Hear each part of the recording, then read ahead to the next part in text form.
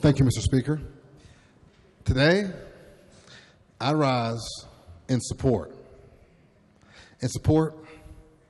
of my local law enforcement. My local law enforcement that is against this piece of legislation. And I know a lot of us in this body think that the law enforcement can do no wrong. So let's support them right now.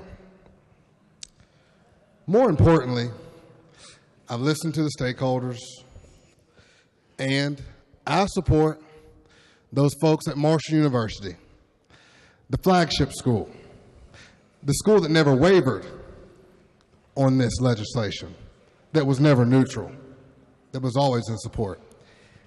And I understand that some of us in this body are a little wet behind the ears. That's okay. I don't fault you for that. But let me educate you about Marshall University and those great faculty and students, more importantly.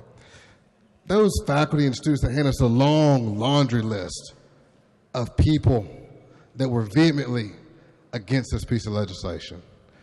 They came up here, they talked, they pleaded. We even have a student in the back of the chamber, Marshall University. And I won't let her be disrespected. It was a long, long journey to this session. And when I went to those quarters on Fifth Avenue, John Marshall Drive, they didn't talk about anything else. Overwhelmingly, everyone talked about what were we going to do at Campus Cary. So I've decided to listen to them, and I will have to oppose this. And in listening to the debate, and it's been a good debate, I wanted just to vote no and support higher education and all those good folks back home. But then I heard a couple things, and I took exception to it. And this is not personal, but we started talking about protections. Started talking about protecting folks. And, a lot of us in this body might not know what it's like to walk in a woman's shoes for fear of being raped. And I agree with that.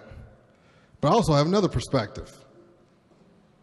Because I can tell you right now, at the end of the last year, hate groups in America are at a 20-year all-time high. They're not going for you. They're not going for you, you, or you. That's who they're going for. I know a little bit about fear. I know a little bit about that, wanting to be protected. And make no mistake about it, that CDL, I've never had a bad run-in with them. They've always been respectful to me. Not a bad thing to say about them. Folks from the NRA, heck, I've gone to dinners in Cabell County and Wayne County before. Never had a bad thing to say about them. But what I will tell you is this. They pick and choose. They've been for gun control before. They've been for gun restrictions before. Most pointedly, the Mulford Act. I know some of you politicos know about the Mulford Act.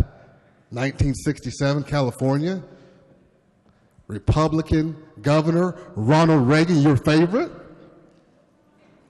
along with the NRA, they backed legislation on restricting guns to certain folks. It was the Black Panther Party who were charged with protecting their communities and their neighborhoods, fighting against racism, police brutality. They didn't want them to protect themselves.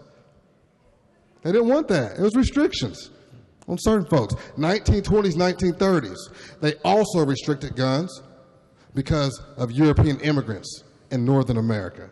That's what they did. They pick and choose. Pick and choose.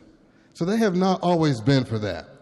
And my good friend, my new friend from the 29th, talked about the empowerment of protecting people. Well, I would like to say this. Make sure, and I appreciate that enthusiasm, I like it.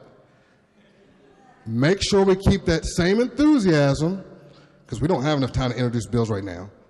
But next session, when we need to protect all people, keep that same enthusiasm, because we're going to be running bills. I want you to co-sponsor something with me.